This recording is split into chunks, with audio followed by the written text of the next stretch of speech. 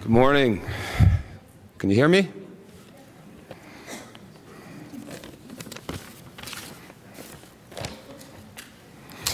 My name is Chris Fulton. I'm a member of the AFP board, as well as the treasurer of Skadden Arps and the Skadden Foundation. Today it's my pleasure to introduce this morning's featured speaker, Corey Shanahan. Corey heads a consulting practice that focuses on giving leaders the tools to manage transitions, increase their influence, navigate crises, and achieve their goals. Her career has included being chief spokesperson at the United Nations Population Fund in New York, leading Delta Airlines communications and investor relations in Europe, and covering international news as a journalist for NBC News and Reuters in Moscow, London, and Jerusalem. A graduate of Trinity College Dublin, Corey currently resides in Washington, D.C. Ladies and gentlemen, please give a warm welcome to Corey Shanahan.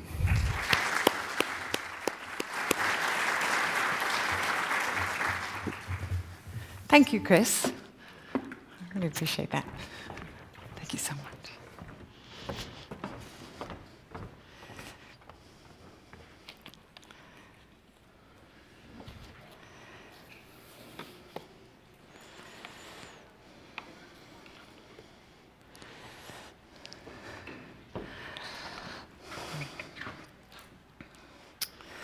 A few years ago, I was on vacation with my mother.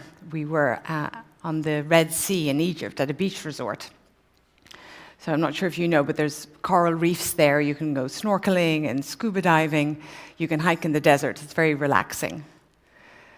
Well, on the very first night, we were asleep in bed, and I was awoken by the sensation of the bed moving forward and back under me. And when I got out of bed, the floor was moving up and down underneath me, and the room was moving from side to side, and I realized this was an earthquake. This is what an earthquake feels like. So I woke my mother, who was a very sound sleeper, and told her we needed to get out of the building. There's an earthquake. So I said, put on your hiking boots. I was worried about broken glass. And I hurried her out of the room. And as we're leaving the room, she looks at the door frame, and she says, shouldn't we stand under the door frame? And it literally looks like it's going to crumble on top of us. And I said, absolutely not. We have to get out of the building and go to the beach. And I march out down 2 flights of stairs and outside, where quite a number of other hotel guests have fled in varying stages of disarray and clothing. Not everybody was wearing their pajamas that night. And so as I walk past them, I say to my mother, come on, we have to get away from the building and down to the beach. And so she follows me, this elderly Irish woman in her nightie with her big hiking boots. And at this point, as we're walking down towards the beach, the mountains have finally stopped moving, which is very disconcerting. But there's a layer of dust floating above them, as though somebody just shook them out like an old rug. And we're getting closer to the beach. She pipes up again. But what if there's a tsunami? And this had, needless to say, not occurred to me. I'm looking at this huge, massive bay of the Red Sea. And I turn to her, and as I turn, I realize all those people in their pajamas and outside the hotel room, they have followed us all the way down to the beach. They're in a long trail behind her. And so I say, well, that's why we're going to stop right here. We are far enough away from the building and yet not too close to the sea. This is exactly where we should be. We should just wait here until things calm down a little. And fortunately, there wasn't a tsunami, and things did calm down, and we went back to the hotel a little later. But the point is, if you have confidence, people will follow you. Whether they should or not is a whole other issue. That's a different session. But confidence is one of the things I'm going to be talking about today. I work with executives at global companies around the world. I help them manage their performance, improve their productivity, the performance of their teams. And I've noticed that in my most successful clients, they have 5 traits in common. And those are, they have a strong personal brand. They have high visibility in their organizations. They have a positive influence. They have core confidence, and they're good at setting goals. So brand, visibility, influence, confidence, and goals. And those are the things we're going to be talking about today. I'm happy to take questions throughout the session, and I'll also pause a little over halfway to take questions. If you want to make a note, you can ask a question then. And I'll be around outside afterwards. My website is rather prominently displayed. It's very easy to find me. It's coreyshanahan.com. Corey@coreyshanahan.com is my email. But what I'd like you to do, first of all, if you can, is to turn to somebody near you, introduce yourself, and tell them why you came to this particular session. So you can find somebody, you might have to turn to the row behind you, or just a little bit along, and introduce yourself.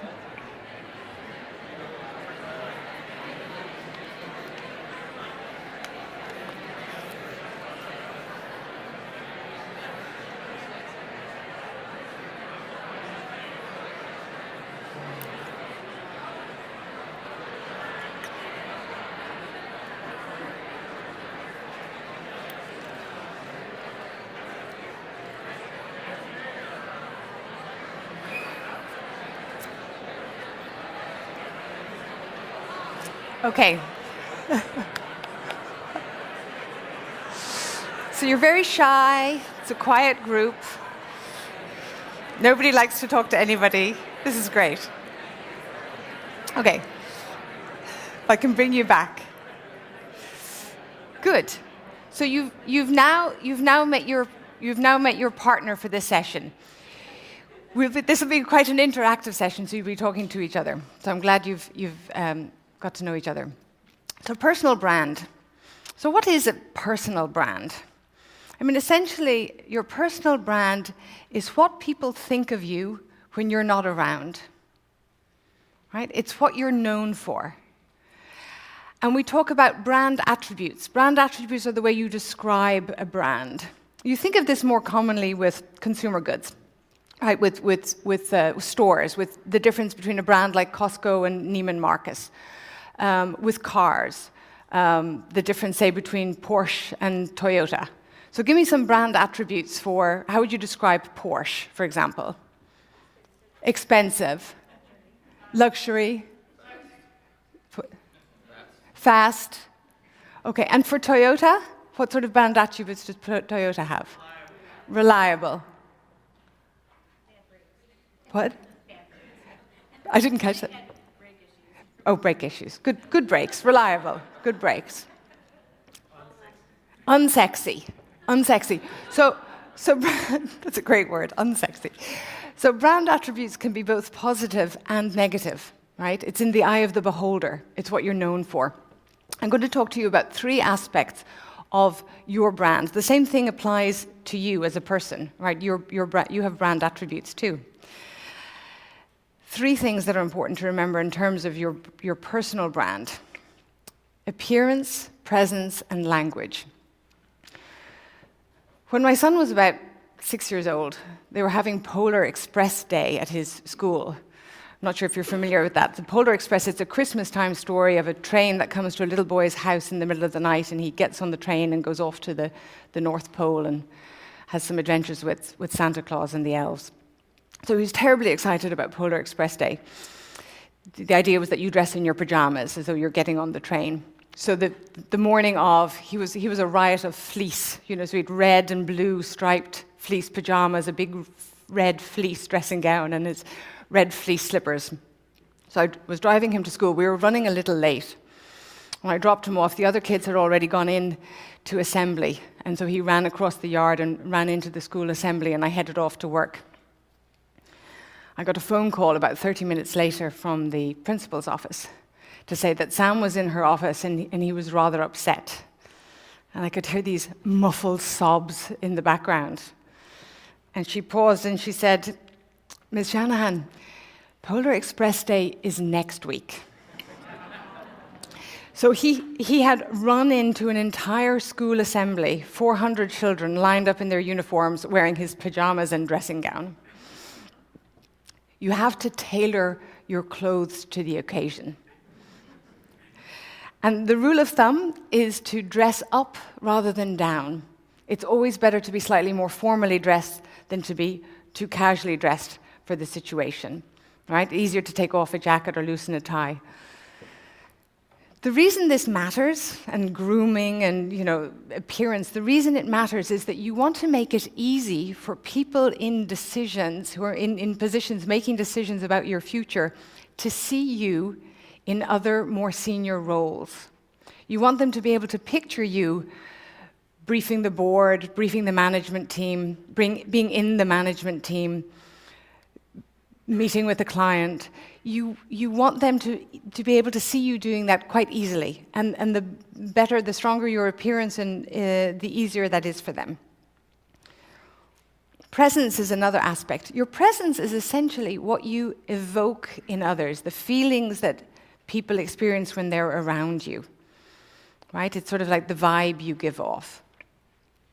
When I was at the United Nations, I was responsible for running a Goodwill Ambassadors campaign.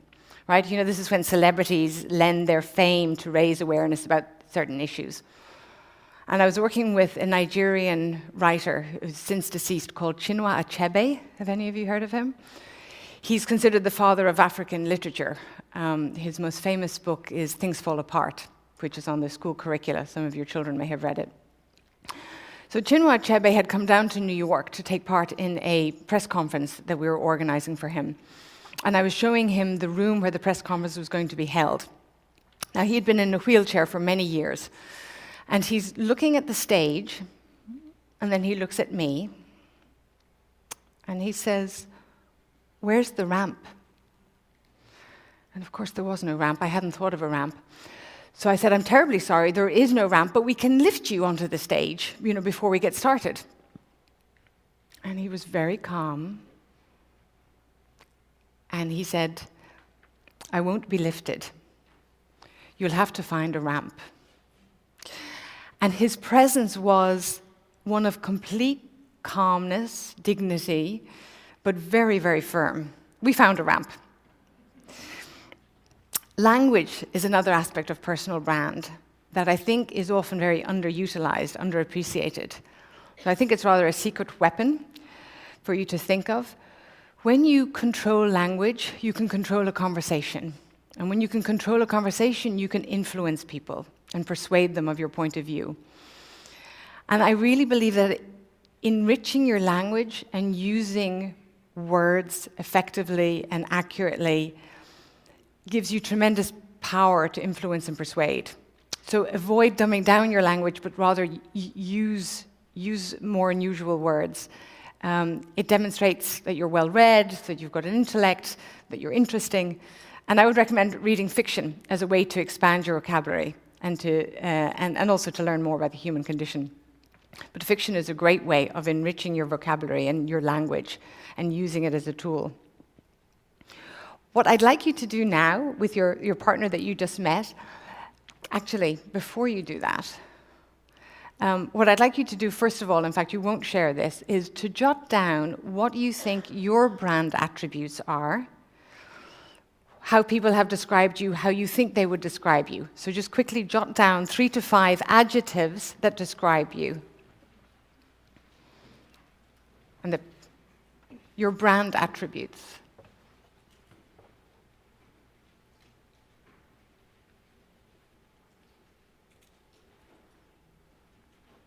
Okay, now I'd like you, on the far side of the page, to write down the attributes that you would like to be known for. So perhaps you've been fairly honest and you've listed both some of the positive and negative brand attributes. But now write down what are some of the attributes that you would like to be known for, that you would like people to use to describe you when you're not around.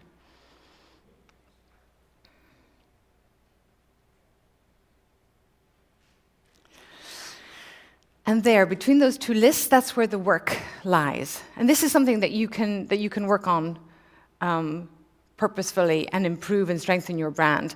Sometimes it's useful to pick a role model. So there might be somebody within your organization who's got a strong personal brand that you admire.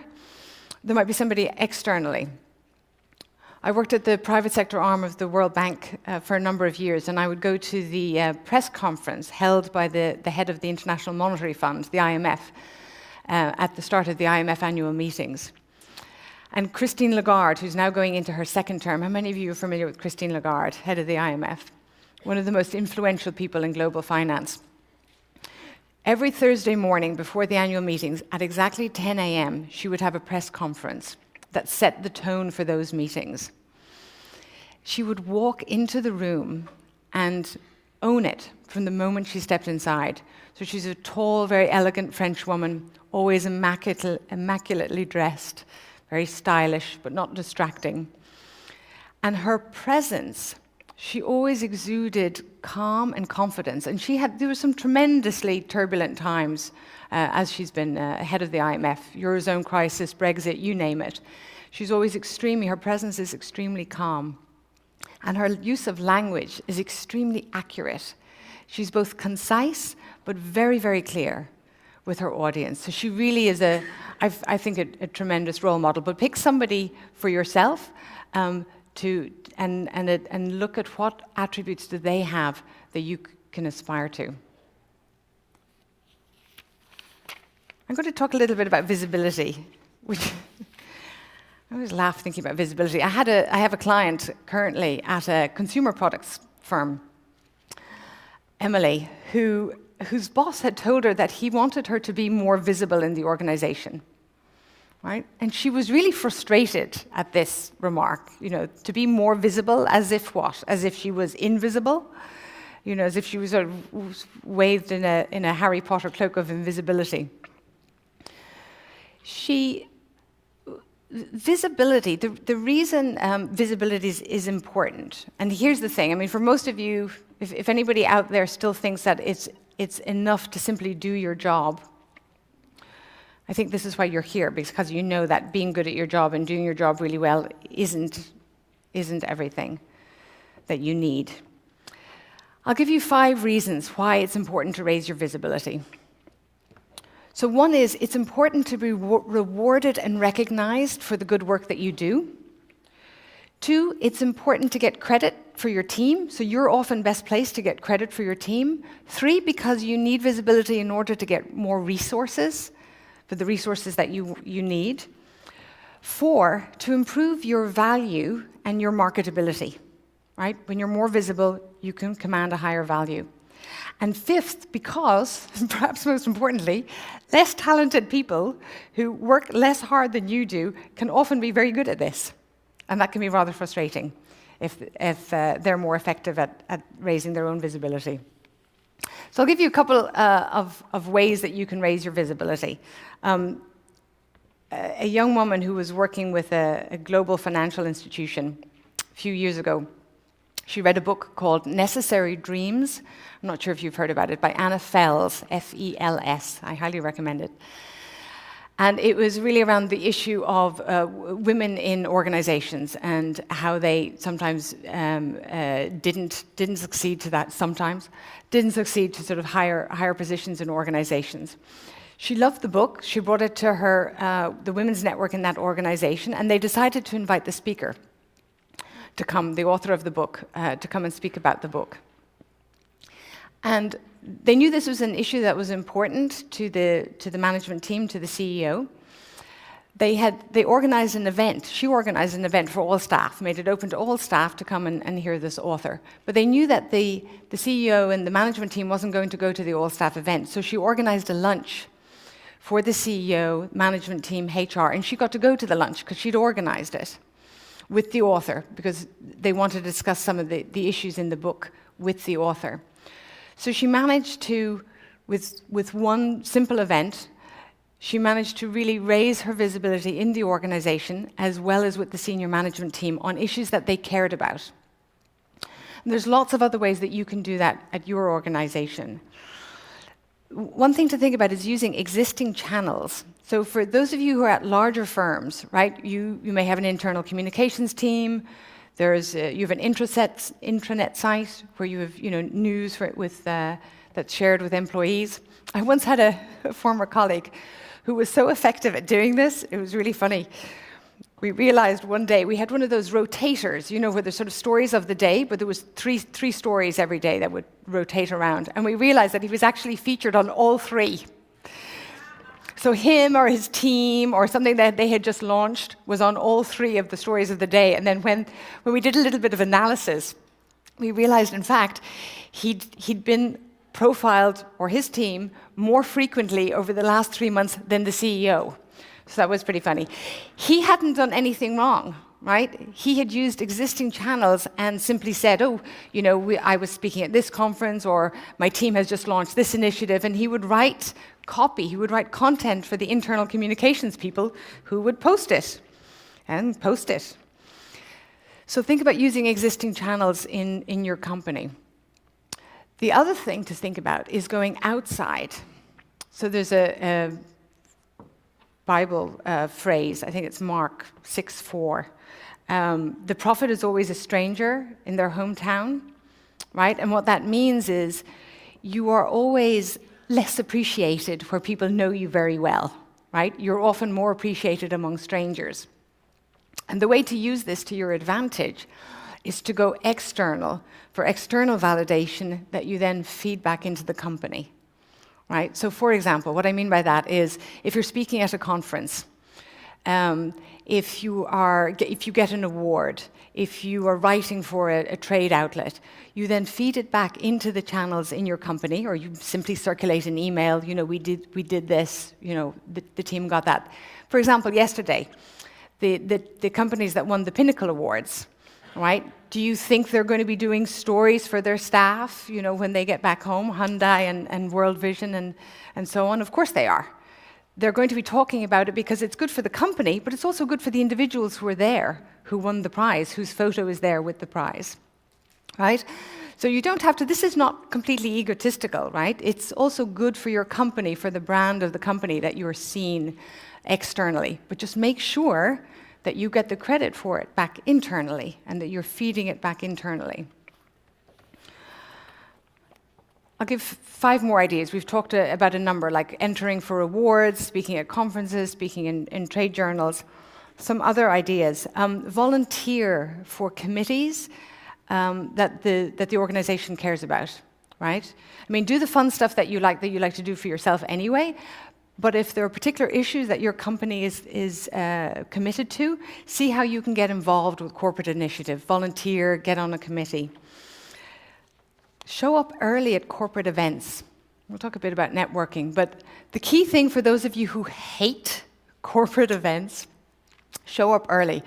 I used to work for a financial institution where the CEO, we would have this annual picnic, and the CEO was always sitting alone because nobody wanted to be seen to be sucking up to him, or, and there was always a spare seat. He would be at this picnic, and so, sit next to senior people. They're often either bored or they're tired of the same people sitting around them all the time, right?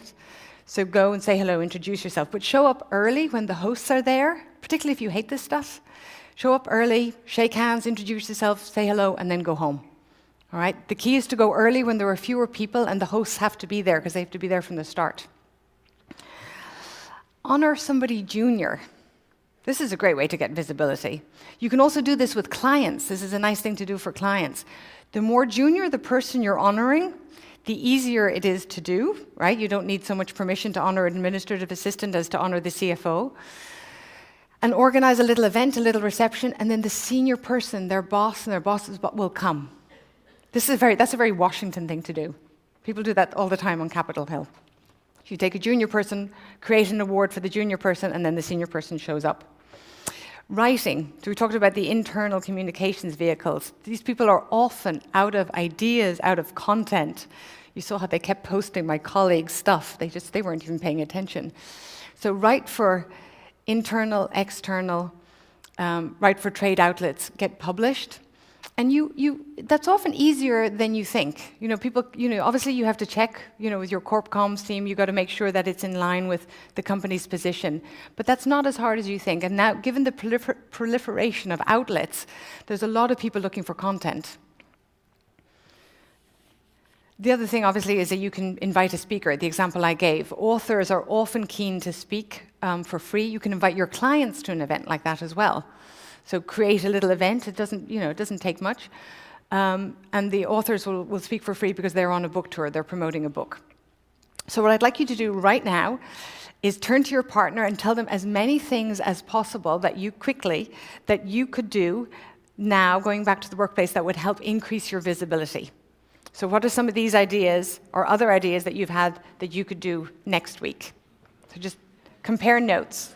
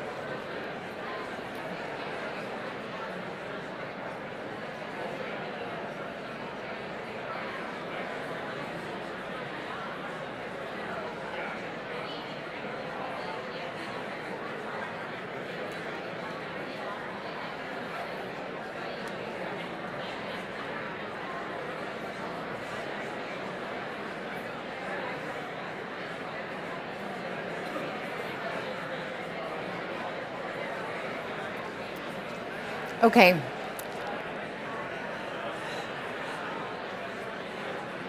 That's great. That sounds like that's your first assignment, by the way. There'll be more.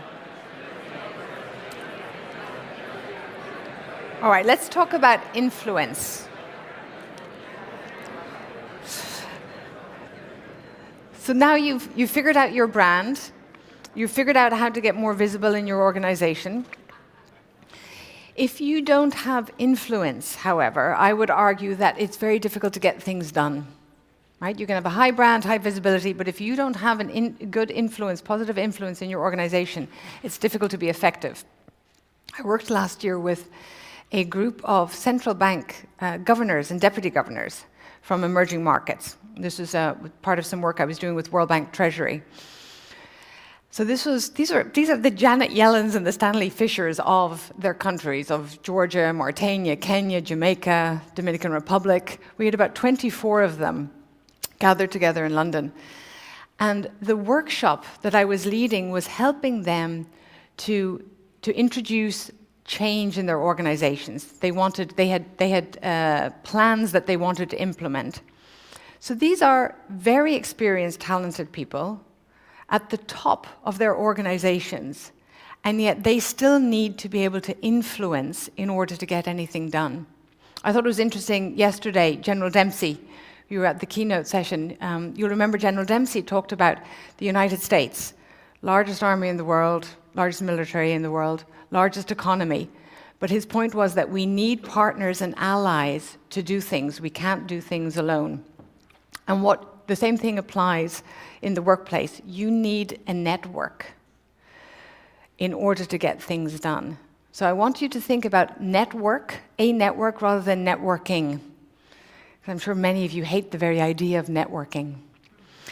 But having a strong network is incredibly important. I'll tell you why. You are more effective at your job if you have a strong network. It's as simple as that. If you have a strong network and strong relationships across the organization, it makes you more effective, particularly when you're working across teams where you don't have authority, or where it allows you to get intelligence and advice from other parts of the business, things that are going on, different perspectives, things that you can't see. It also allows you to navigate disputes and disagreements much more easily if you have a strong relationships and a strong network. So that's why you need to network and have a strong network. Then I'll talk about with whom you should be networking and how. So the with whom, if you think, and you can do this live actually, if you have an objective at work, something that you need other people's help to do, so that might be getting more resources, getting a promotion, getting a particular project off the ground. So just jot down, if you have something that comes to mind that you particularly want, and you won't be sharing this one, so you can jot down whatever you want. It can be, promotion, pay raise, whatever you like. So write down your objective. Now, looking at that objective, and this is the most important part about networking. When people say, you need to network more, and you have this, horrible vision of having to have endless coffees with people you don't particularly want to be talking to. The most effective way of networking is being purposeful about it. So when you have an objective and you know what it is you're trying to achieve, you now need to look and see who are the people who have influence over that objective. Who are the people I need to influence? So start jotting down, if you can write down an objective, who are the people who have influence over that? So it might be HR, it might be your boss, it might be somebody on your team, it might be somebody on other teams. So jot that down. That's your target audience for networking, right? And don't forget people in more less senior positions. So administrative assistants, budget officers, people who are gatekeepers, who are resource holders. Make sure you've got them on your list as well. So that's your target audience for networking. So now that you've identified your audience, 3 key things to networking. So it's not about endless coffees. It's not about how many of you, by the way, think you don't have time for networking? Okay, this is great. Okay. Oh, we're admitting. I think that's probably not entirely true. I think a lot of you think you don't have much time for networking. So 3 things to think about. 1, build relationships. 2, provide value. And 3, brag a little. So build a relationship, provide value, brag a little. So building a relationship sounds easy. Listen more, talk less. Right? Be curious about the other person. Learn what's important to them. What do they need? What challenges do they have? What's important to them? What matters to them? It's probably different from what's important to you, what matters to you. Provide value. When you see things that might be useful to them, or think of things that they might enjoy, let them know. Send them an article. Tell them there's an event going on, or you saw something interesting. Provide value with no expectation of return. That's the key to any relationship, right? So you simply provide some value. No quid pro quo. And then brag a little. So, right, with the appropriate person within that audience, brag a little. And if you find that difficult, and some people do, I'm so fantastic, If you find that hard, you can tell I'm very good at that. If you find that hard, use we. Talk about your team. Talk about what the team did. Right? It's often much easier to represent others and to brag on behalf of others. That's another great way, by the way, to increase your visibility. I call it the herogram, right? To praise somebody else, to praise your team. But you praise them to people more senior or more influential, right? But you're the one writing the email, okay? It's a nice thing to do. You want to give credit to your team, but you're also getting some credit by definition because you're associated with that team or with that effort. So this is something you can work on. So only one person admitted that they don't really have time for networking. I'm sure there's a few more of you. Who doesn't think that they have time to be networking, right? You have a high-pressure job, a lot going on. Yeah, you have a life. You have a lot of demands. I worked with a client based out of Dubai with a financial institution. He was responsible for their investments across Middle East and North Africa, about 800 million. And he had somebody on his team, Youssef, who was responsible for a particularly tough part of that market. And he was talking to me about Youssef. And he said, he's fantastic. I love him. He's incredibly valuable. I really value his opinion and his judgment. But I don't hear enough from him. I don't hear from him often enough. He doesn't, when we have corporate events at headquarters, he's always outside on his phone. He's on the phone. He doesn't get involved in committees and so on. And when I talked to Youssef, so first of all, he was flattered because he didn't know his boss thought as highly of him as he did. But he said, I don't have time for this. I mean, I would love to be more involved. That would be great. But it's really full on. I'm managing the team. It's very difficult. I don't have time to be going to all these committees and these conference calls that he wants me to do. So who do you think loses out in that situation? Youssef. I would argue, actually, both of them, right? Because the boss is not getting Youssef's opinion, his advice, his experience, but Youssef is really missing out. So he's missing out on the opportunity to build his influence in the organization and to build his visibility. So with your partner, quickly, what are some opportunities that you have for networking as soon as you're back in the office? What are some of the upcoming opportunities where you could network that you perhaps hadn't been thinking of doing? So can you compare notes and see what examples? Because your time is an investment, and there's a return on this investment.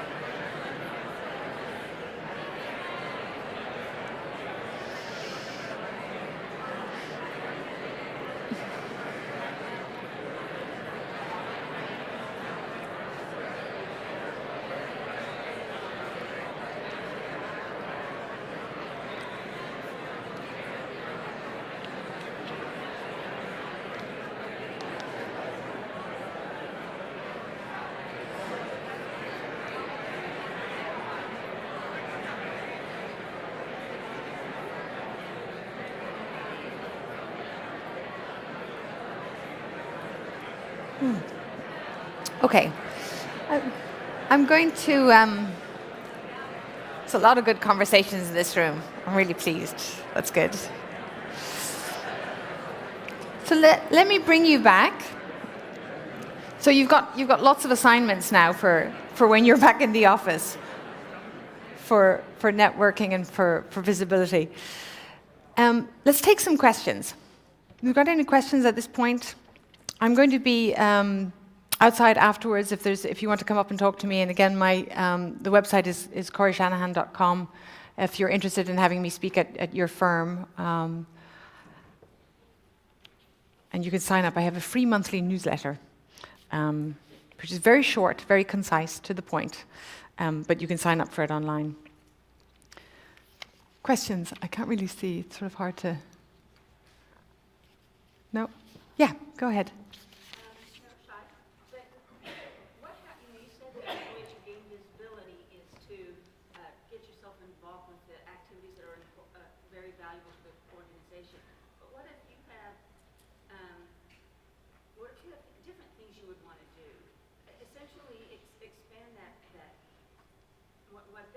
What the corporate officers want to do, take it another step outside of that. So, for example, a lot of organizations want to do clean up the parks or, Habitat for Humanity. What if there's something else that you want to go that way? How do you So the question is, what if you're not interested in the things, the corporate initiatives that the company's doing? Does that happen? But you have things that you're interested in. Well, look, do the things you're interested in and do the things that you love, right? And if you can get them interested in those, great. If you can show the benefit to the company, the benefit to the community, to their standing in the community, by all means, go ahead and do this. So I am not for a moment suggesting that you don't do the things that you like anyway.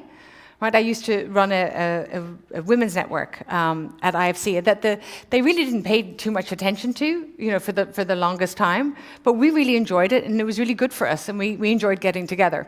I spent many thankless hours trying to get women on the board of our investee companies, because that was something I cared about. It wasn't part of my job, but it was fun. It was something I was interested in doing. So if you want to do, if you're interested in community service opportunities, right? And that's not something your company is doing, then by all means, set it up and see if you can persuade them of the benefit to the company. But also do the stuff that's just fun for you, right? The idea here is that we're talking about stuff that you may not have thought of, but that you can do by investing a minimum amount of time if you're strategic about it, if you think carefully about it. Any other questions? Does that answer your question? Thank you. Any other questions? I'll move on to confidence. So I talked about leading, confidently leading people who had escaped, an earthquake into is it the jaws of a tsunami or into the path of a tsunami. But assuming that you all know actually what you're doing, it's really important to exude confidence. And the reason it's important is because confidence is reciprocal. Meaning, when you have confidence, when you exhibit confidence, people have confidence in you. It's very difficult to have confidence in somebody who's terribly tentative or nervous, right?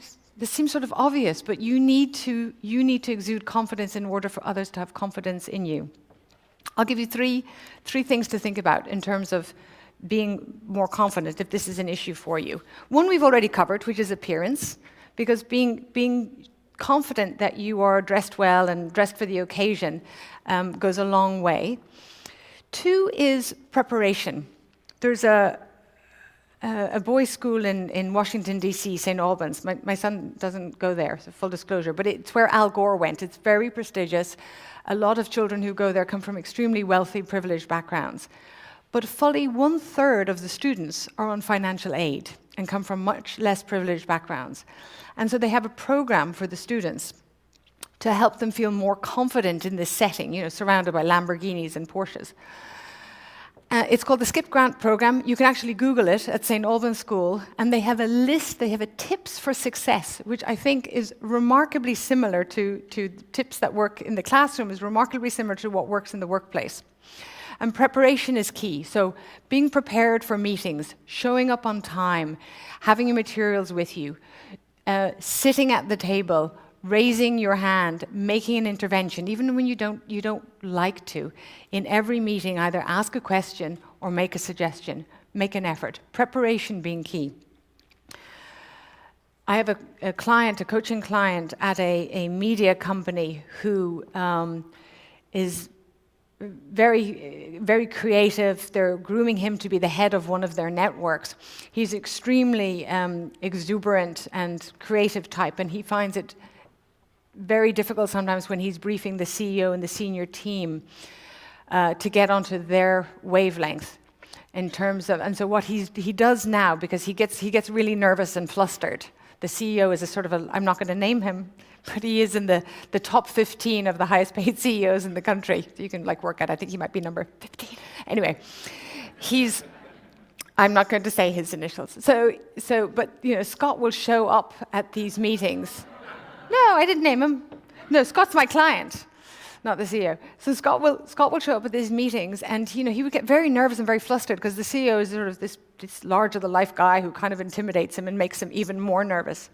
And so now he prepares before going in, and he prepares by he'll meditate, he'll go and breathe, he'll sit in the restroom for a little while and just calm himself down. So do whatever you need to, depending on the situation, to prepare for these for important meetings, important events. The other thing in terms of confidence is testing the market. So I always think this is an interesting idea. One way to check your value is to test the market. And so for those of you, at a certain point in your career, at a certain level of role, you ought to be contacted occasionally by recruiters, right? You ought to be on their Rolodexes. And the way you do that, if you're not already, because you want to have this, you want to be on their contact list before you need to be, if you see what I mean. You want to have relationships. So one way to do this is to apply for a position. Recruiters are actually not interested in simply getting resumes for jobs that they're not currently hiring. Right? They work a little bit more like realtors. Unless you actually have a house to sell or want to buy a house, they're not really interested in getting to know you. So the key is to get on their radar, apply for a job, take a look, apply for a job that you think you're qualified for or might be qualified for. Reach a little, brush off your resume, put in an application, and see if you get an interview. Right? This is a market test. Now, if you get in, obviously don't take it further. If you're not, don't waste people's time. You simply say it's not a good fit. This was it's really interesting, not the right time for me. Let's stay in touch. And now you're on their contact list. When they have another similar role, they'll call you again in the future. And if you're perfectly happy, you say, I'm perfectly happy, call me back in a year. Or maybe pass them along to somebody in your network, right? Share their contacts, be helpful. But you want to do this because you want them to contact you. But it's an important way to test the market and check your value. Right? Now, sometimes the market fluctuates, right? I mean, after the global financial crisis, there were phenomenal people out of jobs. The market can vary, but it's really helpful for you to check and see just what your value is externally. HR people hate when I tell this, when I give that piece of advice, by the way, but it is really important. In terms of your confidence, I'm going to just suggest something. If you write a line on your page, if you're taking notes, and create a line from 0 to 10, where would you say your confidence is in your role currently? Are you a 2, a 5, an 8? Right, so just jot down where you are.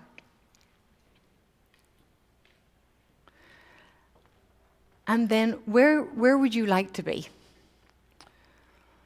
So I would argue that you should all be above a 5, and the same thing on the skills. So if you turn that into a little like a SWOT, you put an x-axis for skills. If you can mark yourself 0 to 10 on a skill, where would you put yourself for skill? So if you find yourself in that bottom left quadrant of low skill and low confidence, you're either, hopefully, new in the job, which is okay, or it's not really a very good fit. If you have high confidence and low skill, I would argue that you're a bit of an imposter. I think some of us know people like that. Very high confidence, but not really very good. Now, if you're in the bottom right, and I know some of you are, so you've got high skill but low confidence, I would suggest that that's really rather self-defeating. You're not doing yourself any favors being down there. You want to be in the top right quadrant, which is high skill and high confidence, and that's where you'll thrive. Let's talk a little bit about goals. The single most important thing with goals, and I see this in my most successful clients, the single most important thing, so simple, is having some, right? I mean, do you actually have goals, for your career? So having them, write them down is the second thing, and then making a plan to get there. There's a technique that I want to, I'll teach you really quickly. This normally takes a 2-day workshop, but you're a very bright bunch, so we're going to do it in 5 minutes. So this technique was invented by a man called Robert Fritz, who's up in Vermont. He's a fascinating writer, thinker, musician. So what I want you to do is you write the future state, so the objective that you have, the future, your future state, your desired future state. Now, it can be about something simple, a meeting, a presentation that you have to give, or something larger, your career, your finances, your health. It can be about anything. At the top of the page, you're going to write your future state as though it's already happened, right? So for example, say it was about a presentation I'm giving on November 1st. I would write, it's November 1. I've just given the presentation to the management team. It went well. I felt confident and prepared. They asked lots of questions. There's some follow-up work to be done. So you write it as though it's happened, but you write about the quality of it, about how it felt, how did it go, right? Now, then at the bottom of the page, you're going to write the current reality. So current reality, it's October 24th. I'm in Orlando. I just got an email asking me to present to the management team by myself. I haven't presented to this group before. So short, concise, factual. Now, what happens is there's something in the juxtaposition of the future state that you want and the current reality that makes it very clear what you need to get done. So then you fill in between the what you need to do and by when. So the what might be, draft the presentation, get input from the team, do a dry run, and then you have by when across from that. And there's something that happens, there's a tension that happens between the current reality and the outcome that you want that makes this more than a glorified to-do list. And I don't know why, but there's something about being really clear on how it's going to be when you get there that makes this a really powerful tool for planning. You can use it for anything. You can use it for life, personal stuff, for things that work, small things, trips, presentations, large things, your career, your finances. And I would suggest, remember to do, when you're creating goals like this and mapping out plans to get there, be sure to do it for both, for personal, for fun stuff as well.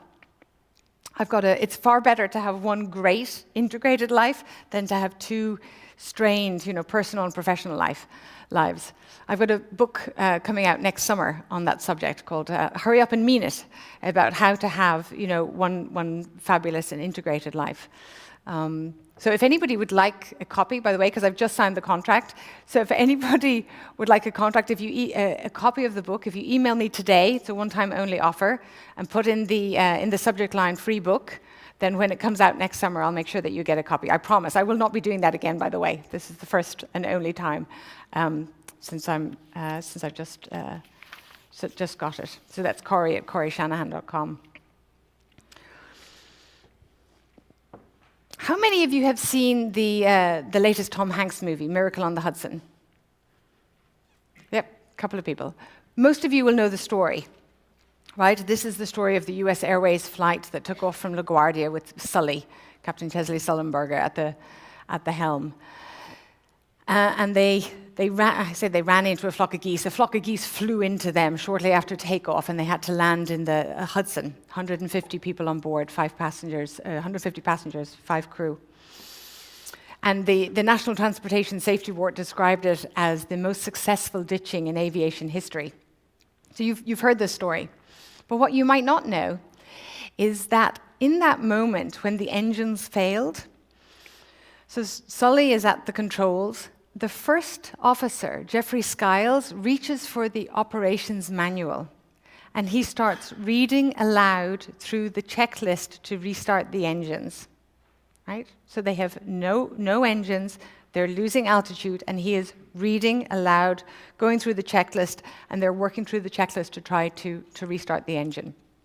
They don't, and ultimately that's why they have to land in the Hudson.